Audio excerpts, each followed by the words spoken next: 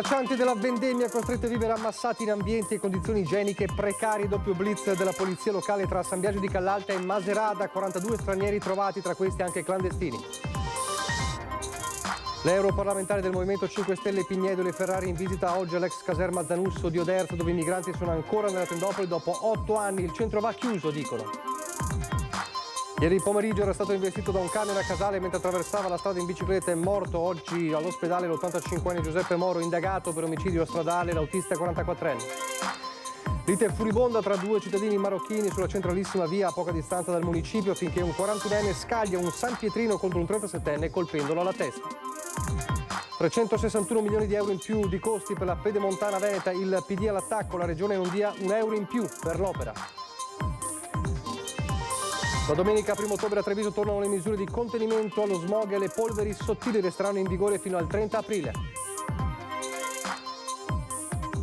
Poco più di un mese per mettere in riga i clienti che bestemmiano è il risultato dell'iniziativa del bar di Castello di Godigo che multa gli avventori blasfemi. Telespettatori di Antena 3, buonasera e ben ritrovati. Il telegiornale di Treviso è dunque in primo piano gli invisibili della vendemmia, braccianti costretti a vivere in situazioni davvero precarie dopo il lavoro nei vigneti. C'è un doppio blitz nella Marca da parte della polizia locale. Partiamo da quello avvenuto a San Biagio di Callalta. Presso un'abitazione a Nerbon di San Biagio di Callalta abbiamo trovato la presenza di 26 cittadini stranieri di nazionalità pakistana, afghana ed indiana. 5 di questi sono risultati essere completamente privi di documenti e privi di permesso di soggiorno. 26 tra pakistani, afghani, indiani ammassati nelle stanze di un'abitazione a 2 piani di via Gorizia a Nerbon, ma anche in garage e in un ex ricovero per animali. Il blitz da parte di 6 agenti della polizia locale di San Biagio di Callalta all'alba. Italiano, il proprietario della casa, affittata a un soggetto pakistano. 10 sulla carta i residenti, quasi il triplo i soggetti trovati lì a dormire. E abbiamo rilevato anche delle condizioni igienico-sanitarie dell'immobile molto precarie. Pertanto si provvederà anche per la sistemazione poi dell'abitazione e dove cercheremo anche di coinvolgere sia il proprietario che il locatario dell'immobile. I 5 giovani, tutti maggiorenni privi di documenti, sono stati fotosegnalati al comando e poi tramite la questura verranno espulsi dal territorio. Non è la prima volta che la polizia locale verifica le presenze in quell'immobile situato ai confini tra San Biagio e Silea, a pochi passi dalla Treviso Mare e dal casello autostradale di Treviso Sud. Una struttura di transito, di certo un tetto sulla testa anche di lavoratori stranieri con regolare contratto che non hanno o non trovano un alloggio in affitto. Probabilmente si tratta di lavoratori agricoli impegnati proprio nelle campagne della zona. Infatti un mezzo era già stato fermato da una nostra pattuglia alle 5:30 questa mattina di rientro perché aveva già fatto un trasporto di persone verso le campagne dove lavorano. Proprietario di casa e locatario sono stati contattati e si sono impegnati a ripristinare l'immobile dal punto di vista igienico-sanitario. Rischiano al momento sanzioni legate alla mancata denuncia di ospitalità degli stranieri sorpresi in casa, ma ulteriori approfondimenti dovranno chiarire anche se, legati agli occupanti della struttura, si siano verificati casi di favoreggiamento dell'immigrazione clandestina o di sfruttamento. Io non posso far altro che complimentarmi con il nostro comando di polizia locale. È stata fondamentale anche la segnalazione da parte dei cittadini e questo fa capire quanto importante sia la collaborazione tra la polizia locale, le forze dell'ordine e anche i cittadini del territorio. E nei giorni scorsi la polizia locale di Macerata sul Piave in questo caso ha scoperto in un'abitazione isolata un dormitorio per stranieri, lo vediamo nelle immagini, con oltre 30 posti letto destinato a lavoratori stagionali impiegati anche in questo caso nel settore agricolo. L'edificio poteva ospitare al massimo 6 persone, 16 invece i cittadini stranieri identificati all'interno dell'immobile. Il blitz in una mattinata piovosa così da trovare all'interno il maggior numero di persone. Il proprietario di casa, un pakistano che ospitava connazionali e indiani. Gli è stata contestata la mancata comunicazione di ospitalità, 16 verbali amministrativi con sanzione complessiva di oltre 5.000 euro. Nessun clandestino in questo caso tra gli stranieri identificati. Ulteriori accertamenti sono in corso da parte di questura e ispettorato del lavoro. E proprio oggi intanto le europarlamentari del Movimento 5 Stelle Pignedoli e Ferrara sono state in visita all'ex caserma Zanusso di Oderzo, dove i migranti sono ancora nelle tendopoli dopo 8 anni. Un modello che ha fallito, dicono, il centro va chiuso. Quella che doveva essere una soluzione di emergenza si è trasformata in una sistemazione definitiva. Eppure all'ex caserma Zanusso di Oderzo ci sono ancora le tendopoli. E questo sebbene nella struttura per richiedenti asilo ci siano oggi 260 ospiti contro una capienza massima di 180. Il modello Meloni non fa che alimentare caos e insicurezza, denunciano le europarlamentari del Movimento 5 Stelle Sabrina Pignedoli e Laura Ferrara al termine di un sopralluogo all'interno del centro di accoglienza di Piavon. Abbiamo visitato una struttura che doveva essere sostanzialmente provvisoria e 8 anni che è qui, quindi ci sono delle tensostrutture che chiaramente non sono adatte per periodi di permanenza lunghi e chiaramente sono molto caldi, per esempio d'estate. E poi in questo momento ci sono anche tante persone, visti i flussi che sono arrivati, per cui per esempio anche le strutture come i bagni o la scuola sono un po' in difficoltà. Però abbiamo visto anche tanta voglia di fare bene, nel senso che gli operatori stanno cercando di fare il possibile per integrare queste persone, per cercare di dar loro una possibilità e inserirli nel mercato del lavoro. Sono tendoni di plastica, vi invito a immaginare quali siano le condizioni. La proposta è quella di smantellare questa tensostruttura, individuare delle infrastrutture che possano accogliere i richiedenti asilo e riprendere un tipo di accoglienza diffusa che invece purtroppo è stata abbandonata, che è molto più idonea sia in termini di controlli sia in termini di inclusione sociale. In 8 anni l'ex Zanusso si è trasformato in una sorta di ghetto, denunciano i 5 Stelle, con i migranti esposti a molti rischi dal caporalato alla criminalità organizzata. Io vedo invece che il tessuto è pronto per accettare, il tessuto locale, il territorio locale per accettare questi richiedenti asilo nell'ambito del lavoro, perché già c'è così, però bisognerebbe forse riconoscerlo e evidenziarlo un po' meglio, cosa che spesso la politica non vuole fare. La cronaca non ce l'ha fatta. Giuseppe Moro, l'85enne investito ieri mattina in centro a Casale sul Sile, a pochi passi dalla caserma dei Carabinieri, da un camioncino. L'anziano era in sella alla sua bici quando, per cause ancora al vaglio dei Carabinieri e della polizia locale, è stato urtato dal mezzo. Le condizioni di Moro erano subito apparse gravissime. Soccorso dai sanitari del SUEM, era stato trasportato al Cafoncello in prognosi riservata. Sotto shock la comunità di Casale, dove l'85enne era molto conosciuto. Siamo tutti sconvolti dalla notizia, le parole della sindaca Stefania Golisciani. Si tratta della 44esima vittima della strada nella Marca da inizio 2023. E c'è stato un altro incidente con una persona ferita questa mattina intorno alle 10:30, l'intervento dei Vigili del Fuoco per un mezzo pesante ribaltatosi sulla superstrada Pedemontana Veneta all'altezza del casello di Altivole in direzione Montebelluna. Ferito l'autista, al lavoro la squadra del distaccamento di Castelfranco che ha messo in sicurezza il mezzo, mentre l'autista ferito già fuori dal camion è stato stabilizzato dal personale medico. Sul posto anche la polizia stradale per chiarire la dinamica dell'incidente. Sicurezza della strada che è sempre nel mirino delle forze dell'ordine, in particolare dei Carabinieri. L'abuso di sostanze alcoliche viene riscontrato quotidianamente nell'arco dei servizi attraverso l'utilizzo degli etilometri, sovente sia nelle strade di maggiore incidenza come la Treviso Mare, la Postumia o la Pontebana, ma oltre a queste arterie spesso riscontriamo, a seguito dell'incidente stradale, la positività dei soggetti coinvolti nel sinistro anche in fase di accertamenti più approfonditi di tipo ospedaliero. Spesso, ancora troppo spesso, l'abuso di alcol viene riscontrato in fase di rilievi da parte dei carabinieri in caso di incidenti stradali, a volte accompagnato dall'uso di sostanze stupefacenti. L'arma è quotidianamente in prima linea, non solo nella ricostruzione dei sinistri, ma anche nella fase di prevenzione degli stessi. La guida in stato di ebbrezza resta dunque tra le cause principali di comportamenti scorretti al volante, in altri casi riconducibili alla disattenzione dovuta ad esempio all'utilizzo del cellulare alla guida. In altre circostanze invece non è tanto la componente umana a determinare situazioni di rischio quanto la strada percorsa. Ci sono delle realtà che incidono più gravemente di altre, come ad esempio la scarsa presenza della segnaletica stradale orizzontale, quindi delle strisce bianche a terra, soprattutto d'inverno in occasione delle nebbie, o la presenza dei canali che sono paralleli alle strade o la presenza di alberi. La prevenzione passa anche attraverso l'educazione ai giusti comportamenti da adottare quando si è in strada, che si sia in sella ad una bicicletta o al volante di un'auto, da qui gli incontri nelle scuole. Il controllo che noi facciamo cerchiamo di renderlo quanto più diffuso e capillare, anche in forma preventiva, in prossimità di quelli che possono essere i luoghi di aggregazione, come le discoteche o altri locali frequentati in maggior numero dai ragazzi, che sono poi quelli sfortunatamente più esposti a questo pericolo.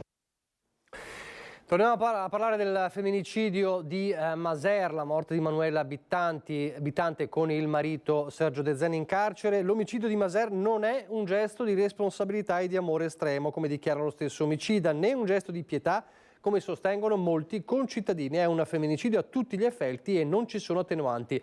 Lo scrive in una dura nota il coordinamento donne CGL e SPCGL del Veneto, che continua: c'è un marito, cioè un uomo, che uccide una moglie, una donna, agendo così il ruolo archetipo di pater familias, sentendosi in diritto di decidere delle sorti della compagna. Così dunque la CGL anche sui commenti un po' di questi giorni su questa terribile vicenda.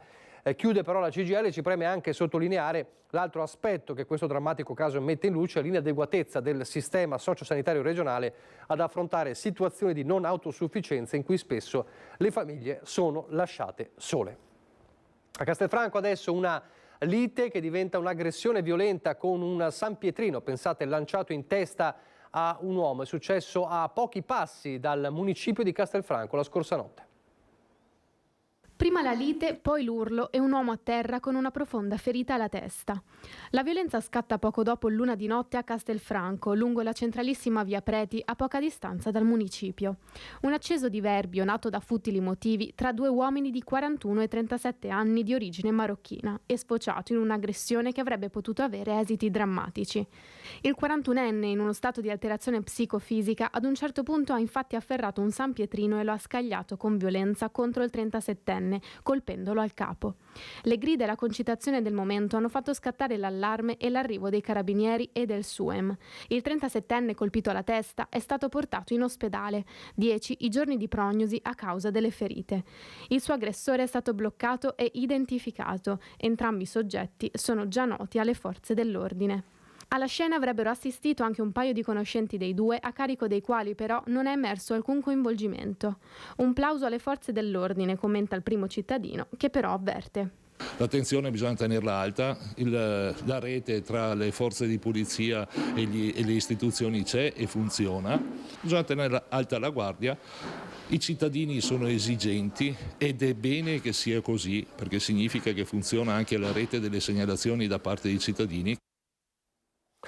Paura per Andrea Dan, presidente dell'associazione Manuela per la sicurezza stradale, morso in questi giorni al polpaccio da un ragno violino a San Fiore, costretto a recarsi d'urgenza al pronto soccorso di Conegliano dopo che sulla gamba si era formata una necrosi profonda, oltre all'infiammazione su tutto il piede e dolori fino ai reni. All'inizio, racconta lo stesso Dan, sembra una puntura di zanzara, ma dopo 24-72 ore il veleno iniettato inizia a manifestarsi in modo irruento e doloroso. Ringrazio, conclude Dan, il pronto soccorso di Conegliano per la grande professionalità sia farmacologica che di quotidiana medicazione per togliere la necrosi e l'ulcera profonda.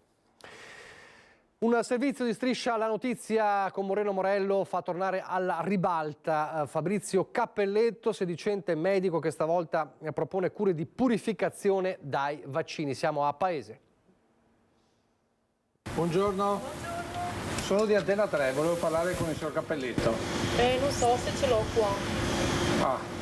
Quando siamo arrivati per sentire la sua difesa si è fatto negare dalla segretaria. Eppure le accuse lanciate mediaticamente da Striscia alla Notizia non lascerebbero dubbi sulla truffa perpetrata a due finti pazienti da Fabrizio Cappelletto, 63 anni, montebellunese, sedicente medico che sui profili social si definisce naturopata presso l'azienda Atena, con sede tra questi capannoni di via Tiziano nella zona industriale di Padernello di Paese. Qui spaccerebbe cure di purificazione dai vaccini con tanto di analisi del sangue al microscopio, proprio con punzecchiatura sulle dita. Un'accusa rafforzata dal passato di Cappelletto, a partire dai rifiuti tossici stoccati a Pernumia, con 3 anni di reclusione patteggiati, e continuata con la condanna a 3 mesi per esercizio abusivo di professione medica. Cappelletto per anni poi aveva aperto un negozio con prodotti sedicenti naturali in centro a Postioma, dove oggi l'abbiamo cercato, trovando però tutto chiuso, svuotato. Ci sarebbe piaciuto capire di più sulle sue teorie complottiste, sui microchip iniettati nel sangue con i vaccini, sugli uccelli migratori utilizzati dall'Ucraina per lo sterminio della Russia, raccontati ai 2 finti pazienti Mediaset, ma soprattutto sulla sua laurea in medicina naturale con il massimo dei voti presso una sedicente Harlington University. Ma la risposta a tutto questo è stata: se è possibile contattarlo in qualche maniera. Vediamo, adesso non ce l'ho qua in sede. Ho capito. Perché io sono stato verso Postioma, però non trovo un numero di telefono, niente. Trovo qualcosa? No, non ho niente. Ho finito tutti i cartellini, mi dispiace, però sul sito in caso trova tutto. Va bene, la ringrazio. Vedremo allora se il nostro Lucio Zanato riuscirà poi a contattarlo. Intanto c'è la polemica sulla superstrada Pedemontana Veneta, 361 milioni di euro in più di costi per la infrastruttura. Il PD Veneto va all'attacco. Si parla di 361 milioni di euro dovuti ai rincari a causa del ritardi del Covid e a causa della guerra in Ucraina. Ecco, quello che ci viene da dire subito è: se la SIS avesse rispettato il cronoprogramma della terza e ultima convenzione, i lavori sarebbero stati terminati prima e non saremmo entrati in questo periodo negativo. E quindi io credo che da parte della Regione non sia dovuto neanche un euro. Il Partito Democratico del Veneto va all'attacco dopo le ultime stime sui costi della superstrada Pedemontana Veneta in crescita di 361 milioni di euro, portando così a 2 miliardi 880 milioni l'ammontare dell'opera. Nel 2017, esattamente nel marzo del 2017, questa azienda privata ha usufruito da parte dell'amministrazione Zaia, dalla Regione Veneto, di 300 milioni di euro. Zanoni pone poi l'accento sul tema quanto mai dibattuto dei pedaggi. Si era impegnata a dare un'agevolazione, ovvero un'esenzione di pedaggio ai cittadini di ben 70 comuni che si ritrovano nel percorso e nei comuni limitrofi al percorso dei 94 km della superstrada Pedemontana Veneta. Ecco, questa esenzione del pedaggio nel tempo l'ha voluta togliere. In questo quadro io credo che sia veramente improponibile e irricevibile la richiesta di ulteriori 361 milioni di euro. Zaia faccia valere l'interesse pubblico perché, aggiunge Zanoni, da diversi anni evita di applicare le penali per il ritardo accumulato nella realizzazione dell'opera e inoltre non si fa restituire i 20 milioni di euro di IVA non dovuta. 2 azioni che è la Corte dei Conti di Venezia a richiedere. Mi auguro, conclude Zanoni, che la Regione non dia un euro in più. Vorrei essere ottimista, ma se guardo alla storia recente e a come quella convenzione non è mai stata applicata a favore dei cittadini e dei contribuenti veneti, mi viene da dire che la Regione potrebbe fare delle concessioni che io credo non dovrebbe assolutamente mai fare. Pochi istanti di pubblicità, poi di nuovo in diretta.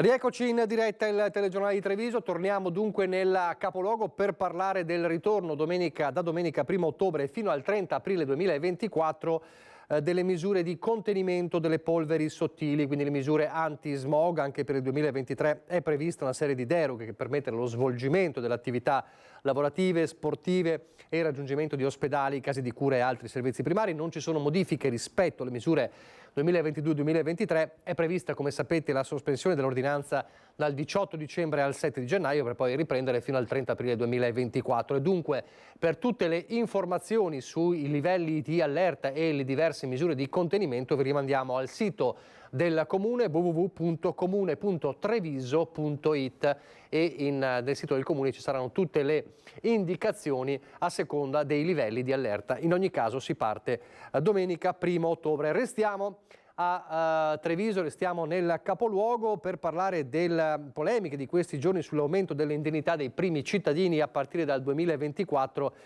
per i comuni con meno di 10.000 abitanti, con gli stipendi che andranno da 2.200 ai 4.000 euro.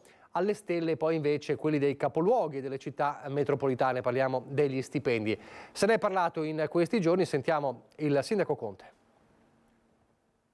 È l'articolo 175 contenuto nella legge di bilancio 2022 firmata Mario Draghi a decretare gli aumenti di stipendio dei primi cittadini. Una misura volta per riconoscere soprattutto ai sindaci dei piccoli paesi l'impegno e la responsabilità di cui devono farsi carico. A far discutere però sono le indennità degli amministratori delle città metropolitane e con più di 5.000 abitanti. Tra questi anche il sindaco di Treviso, che vedrà il suo compenso quasi raddoppiare, raggiungendo circa i 10.000 euro al mese. Oggi amministrare un comune significa un'assunzione di responsabilità davvero importante, significa sacrificare la propria vita personale e la propria vita professionale. Io sono dell'idea che nessuno debba arricchirsi facendo politica, è altrettanto vero che soprattutto i sindaci dei piccoli comuni oggi si trovano in una situazione dove addirittura per servire la propria comunità ci rimettono. Un adeguamento scaglionato suddiviso in 3 anni e che nel 2024 arriverà al 100% della quota prevista dalla legge. Adeguamento che porterà primi cittadini di capoluoghi e città metropolitane alle stelle, ma che per i primi cittadini di paesi con meno di 10.000 abitanti andrà dai 2.200 ai 4.000 euro. Denaro che proviene direttamente dallo Stato e che non tocca i cittadini. Polemiche sterili le parole di Mario Conte, anche in qualità di presidente ANCI Veneto, che sottolinea l'adeguatezza di queste nuove indennità. I costi della politica che infastidiscono le comunità sono ben altri, non certamente quelli dei sindaci, che sono chiamati a svolgere un servizio 7 giorni su 7 H24 con delle responsabilità civili e penali importanti che gravano sulla testa dei sindaci.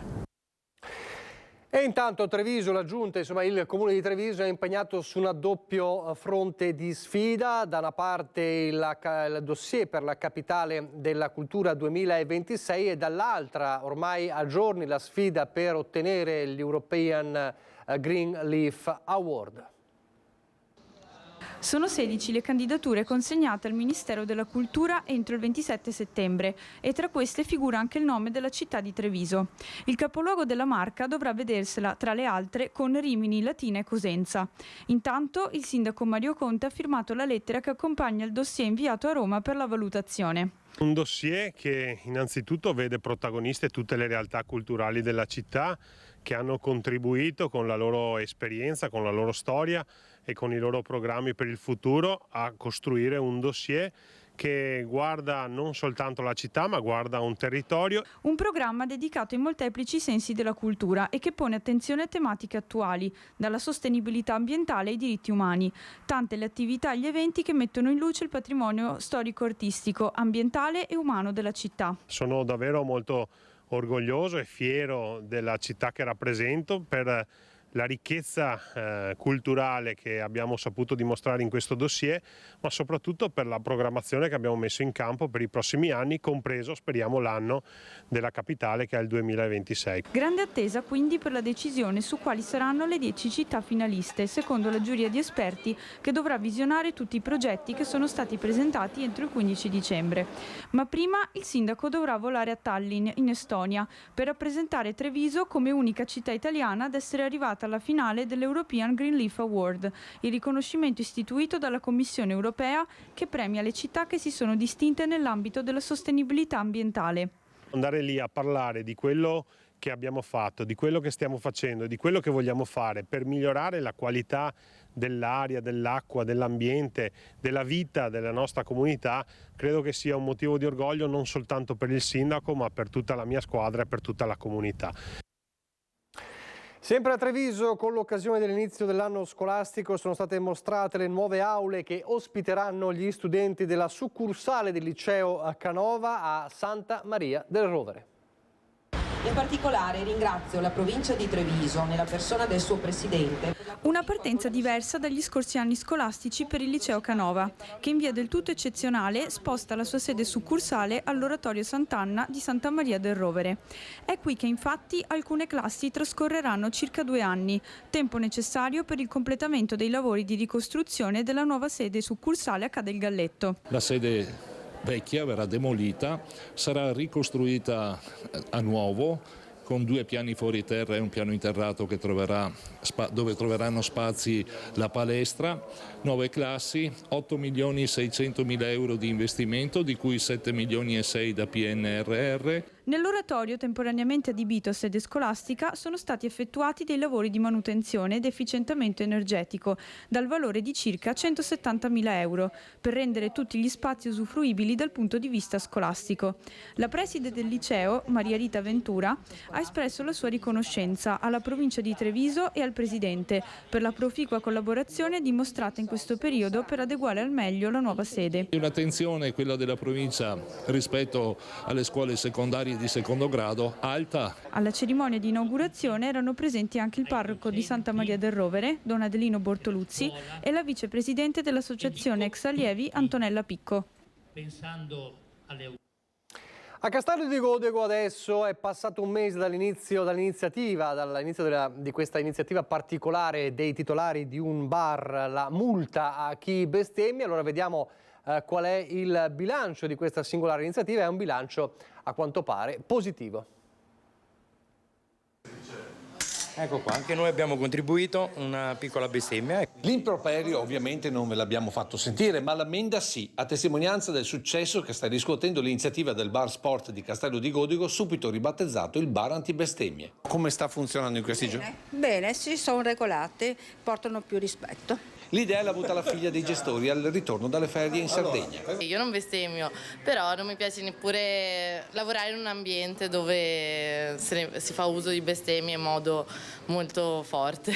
Dito puntato in particolare su un classico delle osterie, il tavolo delle carte, dove basta sbagliare un asso, un re o calare bastoni quando si va a denari per sentire una sequela di blasfemie senza ritegno. Solo per dare un input e far sensibilizzare che comunque non ci sono solo loro al bar, ci siamo noi che lavoriamo e c'è altri clienti che entrano solo per rispetto. Il rispetto in relazione a quello che pare proprio un peccato originale dei veneti, come ci racconta il signor Daniele, originario dalla Sardegna ma da un quarto di secolo dietro ad un bancone di Marca. I veneti, friulani e toscani, avete questa nomea purtroppo negativa, ma non si fa neanche per cattiveria, è proprio nell'intercalare della lingua veneta che c'è questa. Anche i bambini ogni tanto dicono qualche bestemmia, quindi, ma perché sentono gli adulti e quindi di conseguenza. Parole che devono far riflettere anche se i clienti tendono a sdrammatizzare. Mi sa che molti lo devono evitare perché altrimenti ci lasciano lo stipendio.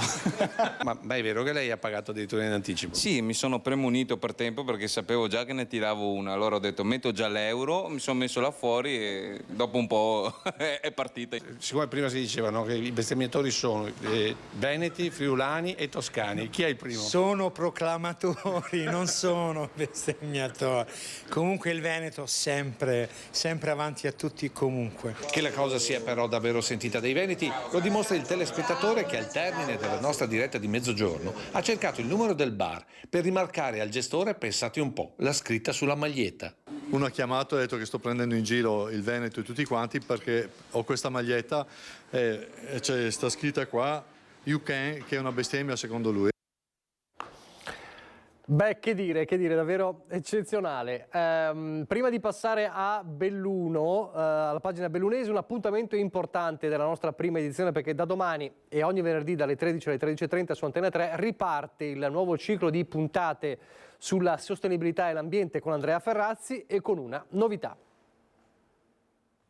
Abbiamo deciso di riaprire il secondo ciclo di questo grande appuntamento sulla transizione e la sostenibilità e l'ambiente, invitando di volta in volta degli interlocutori che ragioneranno insieme a noi sempre su questi temi, sul tema del futuro. Un nuovo ciclo, una nuova finestra su quanto ci accade intorno e soprattutto su quanto ci potrebbe accadere, partendo dai fatti, dai dati, scavalcando come sempre le fake news.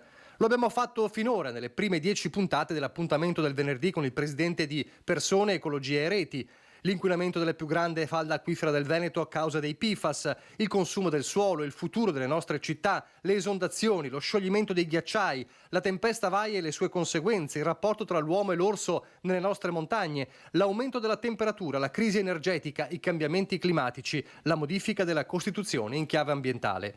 Ora si riparte con una voce in più per i dialoghi sulla sostenibilità. In ogni puntata, di volta in volta, ospiti di caratura nazionale e internazionale. tra i maggiori esperti a livello culturale, associativo, imprenditoriale, istituzionale, a livello nazionale e anche internazionale. Quindi ci faranno questo regalo, si collegheranno con noi in diretta. Appuntamento ogni venerdì dalle 13 alle 13:30 perché il futuro non è ancora compromesso ed è anche e soprattutto nelle nostre mani. Appuntamento dunque dalle 13 alle 13:30 di domani. Adesso andiamo a Belluno, ma restiamo in tema di sostenibilità ambientale.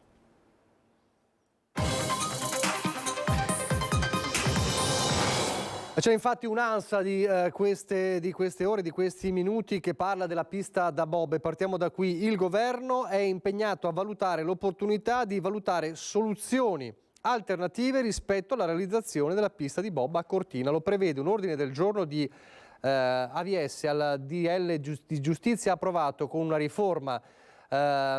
riformulazione rispetto al testo iniziale proposto dal governo dall'aula della Camera. AVS è Alleanza Verdi Sinistra. Una vittoria del buon senso, l'approvazione dell'ordine del giorno a prima firma Bonelli e Zanella, che dice no alla pista di bob a Cortina per le Olimpiadi, dice Bonelli, ricordando che per ben 2 volte la gara d'appalto per la realizzazione della pista da bob a Cortina è andata deserta. L'ultima si è tenuta il 31 luglio scorso e importanti società hanno declinato l'invito, mettendo in luce le difficoltà sia dal punto di vista della tempistica che economico. Stiamo rischiando di fare una figuraccia globale in vista dell'importante appuntamento olimpico. Dunque questo le parole di Zanella e Bonelli, quindi parliamo di Zanella, soprattutto dell'Alleanza Verdi-Sinistra, con il governo che è impegnato a valutare l'opportunità di soluzioni alternative rispetto alla realizzazione della pista di bob a Cortina d'Ampezzo nel mirino dunque Milano-Cortina 2026. E poi a Belluno in queste ore tiene banco l'espulsione di Roberto Ferro e Francesco Lagrua dalla Lega. Avevano formato il gruppo consigliare indipendente chiamato Più Forti Insieme. Roberto Ferro e Francesco Lagrua espulsi dalla Lega. Andrea De Bernardin, segretario bellunese del partito, glielo ha comunicato facendo seguito a quanto concordato con il senatore Paolo Tosato, inviato a Belluno come delegato della Lega.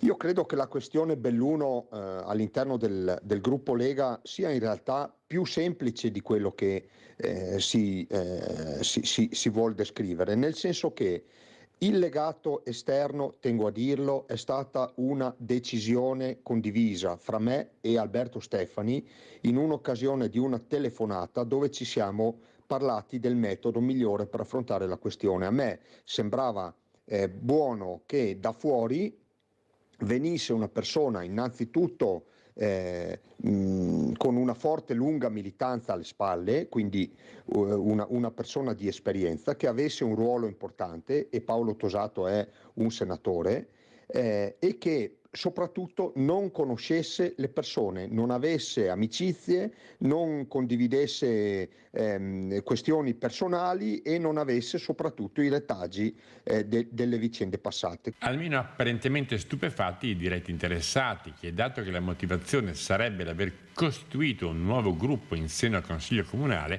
rispondono che il gruppo è nato proprio per sostenere con forza le proposte originali della Lega, ritenute ampiamente disattese nel primo anno di amministrazione. Coerentemente al mandato, concludono i consiglieri, andremo avanti con le nostre proposte, confermando, come abbiamo ribadito al sindaco, e finché ne permarranno le condizioni, l'appoggio alla maggioranza. Personalmente mi tocca, perché ogni scissione non è una buona cosa, perché parte sempre da malumori. Io non entro su quello che sono le beghe di partito, penso che la maggioranza sia ben solida, e se questi consiglieri con un nuovo gruppo vogliono rimanere in maggioranza lo dimostreranno in campo.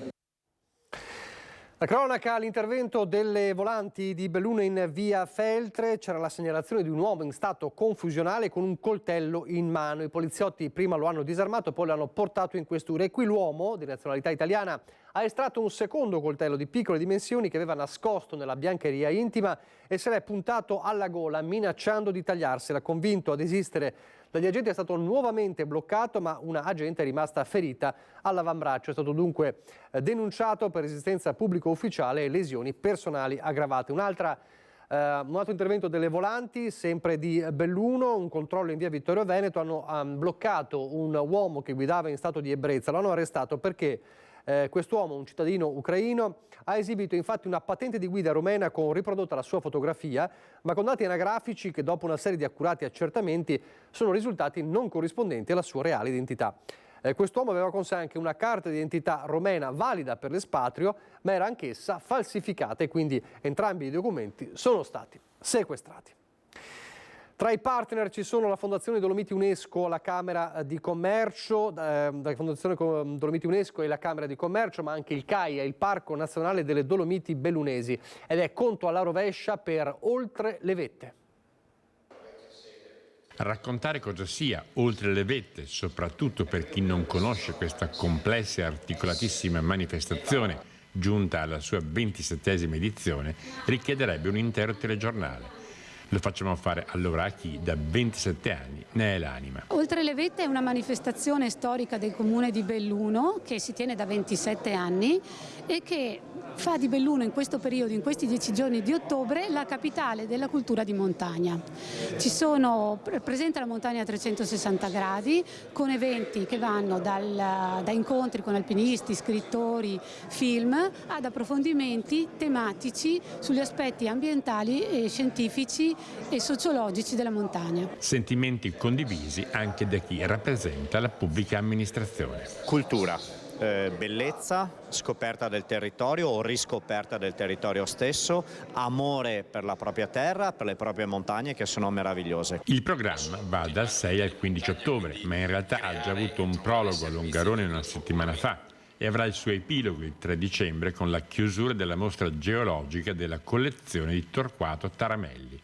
Per orientarsi tra libri, proiezioni, incontri e passeggiate non resta che consultare il fittissimo programma che a brevissimo verrà reso noto. Per noi è un grande luogo di incontro ed è anche un faro acceso sulle Dolomiti, che non sono solo un luogo scenografico, ma sono un luogo interessante anche dal punto di vista culturale, per cui per noi è importantissima questa rassegna perché ci aiuta a far conoscere il territorio non soltanto nella realtà bellunese, ma in tutto l'ambito delle Dolomiti e anche oltre. Durante Vaia circa 3.000 metri cubi di materiale inerte erano finiti nel torrente Bisioliga, causando l'intasamento del vecchio ponte e precludendo la viabilità verso l'insediamento industriale. Oggi è l'inaugurazione dell'intervento per garantire un maggiore deflusso lungo tutto l'alveo. È stato inaugurato un importante intervento per la sicurezza idraulica del territorio di Teibon a Gordino, a protezione delle viabilità di accesso agli insediamenti produttivi e alle abitazioni a destra e sinistra del torrente Bisioliga, senza dimenticare i lavori sul cordevole per un impegno complessivo di spesa di oltre 3 milioni. È stato un intervento che ha lo scopo anche di garantire un miglioramento della sicurezza idraulica. Sono due esempi dei 2.527 cantieri che sono stati avviati dopo Vaia per un importo superiore a €1 miliardo. Le opere messe in campo hanno riguardato difese spondali e protezione del fondo alveo con lastre cementate e soglie in blocchi calcarei squadrati, demolizioni in roccia per l'allargamento dell'alveo, l'esecuzione di una pista di accesso e varie manutenzioni alle opere trasversali esistenti. È tutto per questa edizione, vi lascio alle previsioni del tempo, grazie per averci seguito, arrivederci.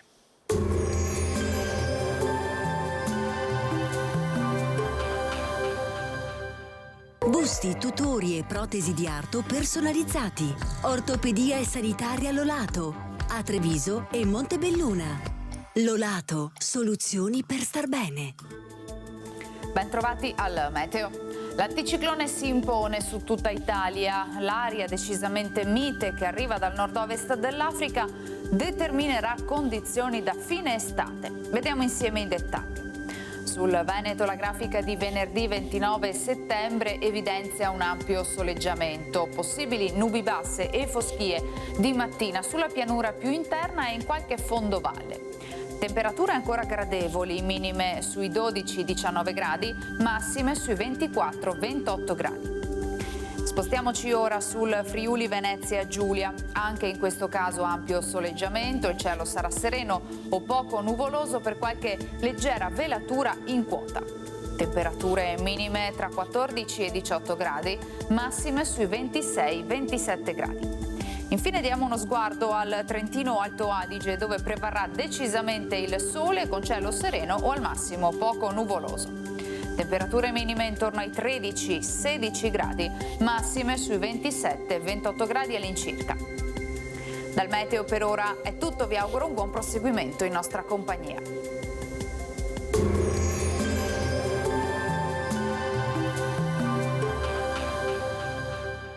Entra nel mondo Lolato.